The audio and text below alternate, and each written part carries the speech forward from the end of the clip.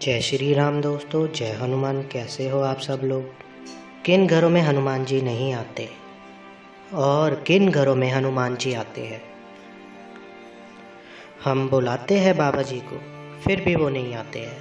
वैसे तो कलयुग में उनके नाम का ही डंका बजता है, क्या फिर भी वो हमारे घर में नहीं आते हैं। ऐसा हम कौन सा कार्य कर रहे हैं जिससे हम अपने इष्ट हनुमान जी महाराज को नाराज कर देते हैं, और वो क्यों नाराज होते हैं। आज सारी जानकारी मैं इस वीडियो में आपको बताऊंगा, और उसके बाद अगर उस विधि से अगर आप दादा हनुमान जी महाराज जी को बुलाओगे तो 100% आएंगे वो। बाबा किन वजह से नाराज होते हैं, आज मैं सारी जानकारी आपको बताऊंगा। अगर आप हनुमान जी के भगत हो तो चैनल को सब्सक्राइब कीजिए और 25 लोगों को शेयर जरूर कीजिए, ताकि वो हर व्यक्ति समझ सके, जान सके किस प्रकार से बाबा का आह्वान होता है। देखिए, कलयुग के जागृत रूप के अगर देवता है वो हनुमान जी महाराज, और हनुमान जी की पूजा सरल विधि से ही होती है। माना जाता है कि सीताराम का नाम लेने से ही बाबा आ जाते हैं। ये आपने हर जगह देखा है, और आपने देखा है कि कई घर ऐसे भी है जहाँ पर लगातार हनुमान जी की पूजा चल रही होती है और फिर भी उन्हें अनुभव नहीं होते हैं।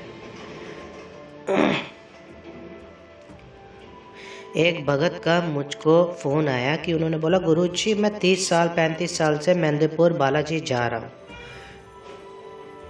बट मेरी जो ज़िंदगी है ना वो चल अच्छी रही है, पर कष्ट से जैसी भी चल रही है।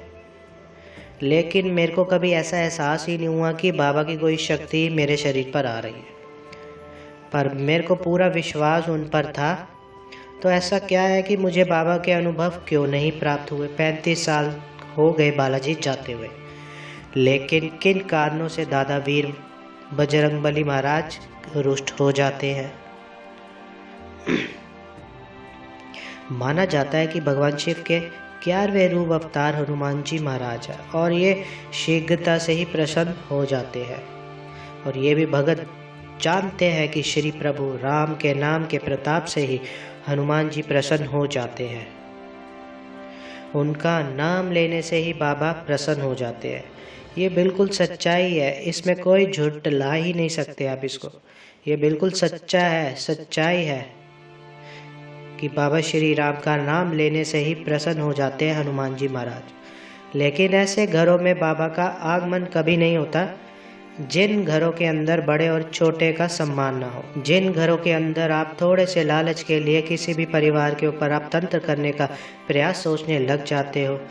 मान लीजिए अगर आपका कोई ज़मीन का विवाद है और उस विवाद में आप हनुमान जी को भी पूज रहे हो, और उसके बाद घर के अंदर ऐसी सोच कर रहे हो कि सामने वाला व्यक्ति कैसे न कैसे वो हो जाए, और आप में अगर छल और कपट है तो हनुमान जी आपके नहीं है, क्योंकि हनुमान जी के सामने हृदय करुणा से भरा हुआ होता है। करुणा से भरा हुआ होना चाहिए, भगवान के प्रति संपन्न होना चाहिए। जिसके हृदय में राम है वहाँ हनुमान जी महाराज है। भगवान राम का नाम जिस घर में हृदय से लिया जाता है वहाँ हनुमान जी 101% आते ही है।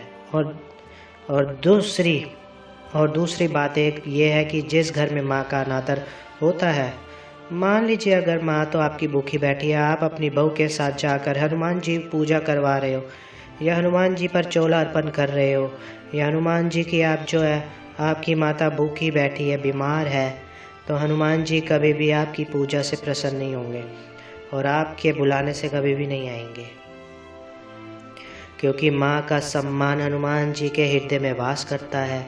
माता सिया को थोड़ा सा ऊंची आवाज़ में बात करने से रावण ने तलवार निकालने की प्रयास किया था माता सीता के आगे, और हनुमान जी सूक्ष्म रूप से इस चीज़ को देख रहे थे। तब हनुमान जी ने तभी ठान लिया था कि माँ मुझे अपनी शक्ति प्रदर्शन करने का अंतर्मन से बात थी। माँ से अंतर्मन से कि मुझे अपनी शक्ति प्रदर्शन करने का मौका तो दीजिए। तब हनुमान जी वहाँ पर प्रकट हुए। जब उन्होंने कहा कि सूक्ष्म रूप धरी सियहि दिखावा, विकट रूप धरी लंक जरावा, भीम रूप धरि असुर सहारे, रामचंद्र के काज सवारे। तो आपने वहाँ पर देखा होगा कि माता सीता का अपमान नहीं सहन किया, पूरी अशोक वाटिका उजाड़ दी और अक्षय कुमार को एक ही मुखत में मारकर पाताल लोक में पहुँचा दिया, मृत्यु को प्राप्त करा दिया। तो माँ के प्रति सम्मानजनक विचार अगर आपके घर में होंगे और आप हनुमान जी के भगत बन रहे हो, फिर 100% आपको मंदिर भी जाने की आवश्यकता नहीं पड़ेगी। हनुमान जी स्वयं आपसे मिलने आएंगे। ये सच्चाई है। देखो, जब तक आप अपने अंदर कुछ नियम बनाकर नहीं चलते, हनुमान जी की शक्ति कभी भी प्राप्त नहीं होती। आप खुद दुराचारी हो और आप दूसरों को शिक्षा देने का प्रयास करते हो। अगर कोई व्यक्ति मेरे बारे में भी सोचता है, भैया मेरे तीसरी चौथी पीढ़ी चल रही है, हमारे यहाँ लहसुन प्याज तक नहीं खाते, कि आप सोच रहे होगे कि भाई मैं ज्ञान बांट रहा हूँ। भाई हम पहले खुद अनुसरण करते हैं और तभी किसी को बता रहे हैं। और हनुमान जी की शक्ति दिखाई देती है, उनके अनुभव भी हमें होते हैं और सच्चाई है इस बात की, और हर एक बात प्रैक्टिकल वो समझाई जाती है। बाबा के दूत आपको हर प्रकार का ज्ञान प्राप्त करते हैं, और जो ये ज्ञान अंदर से जग रहा है ना, यह हनुमान जी के प्रताप की ही कृपा है।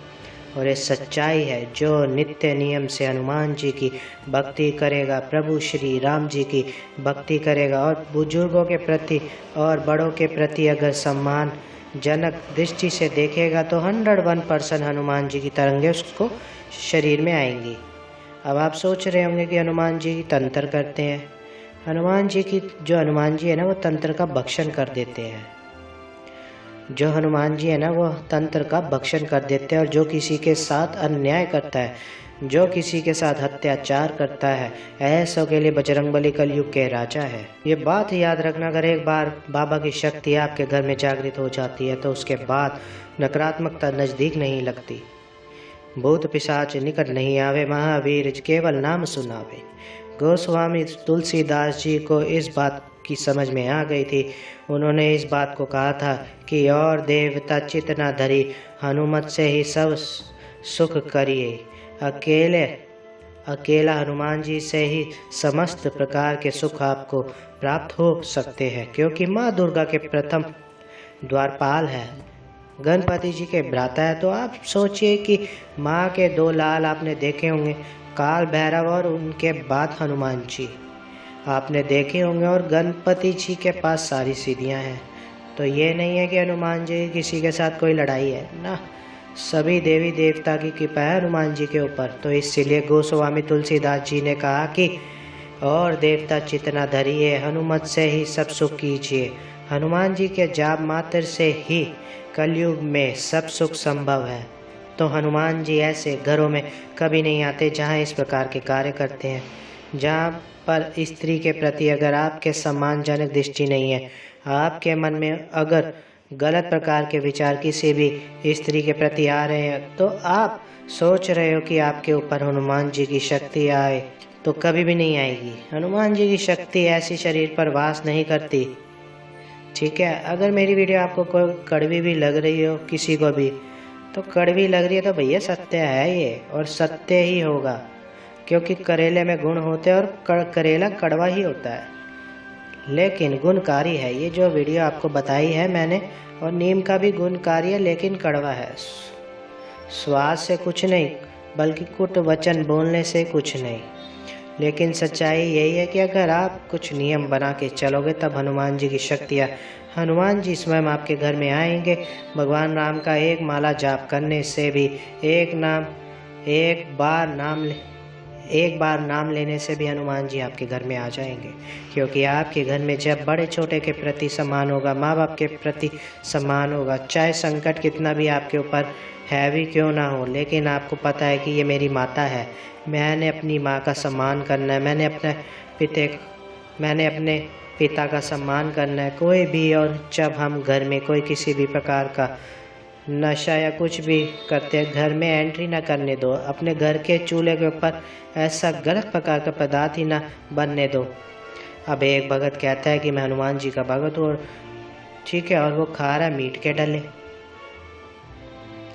खा रहा है वो गंदी गंदी चीज़ें। तो हनुमान जी उनके शरीर पर कब आएंगे? वो आ ही नहीं सकते, क्योंकि हनुमान जी बहुत प्योर है। और ऐसी क्रिया का आप भक्षण कर रहे हैं मंगल शनि, और आप सोच रहे हो कि मैं चीज़ का परहेज करता हूँ, तो ये चीज़ जो है ना वो ये ठीक नहीं है। ये जो रास्ता है ना ये ठीक नहीं है। आपको त्याग ही सबसे बड़ी शक्ति है। अगर हनुमान जी को बुलाना है, कुछ नियम बनाने हैं, और सबसे बड़ा है वो है माँ और बाप का सम्मान करना है। घर के अंदर ऐसा वातावरण नहीं होने देना है। अपने घर के चूल्हे पर हमेशा सात्विक चीज़ें बनने देनी चाहिए, ठीक है। अगर मेरी वीडियो आपको अच्छी लगे तो मेरी वीडियो को लाइक कीजिए, मेरे चैनल को सब्सक्राइब कीजिए। जय श्री राम दोस्तों, जय हनुमान।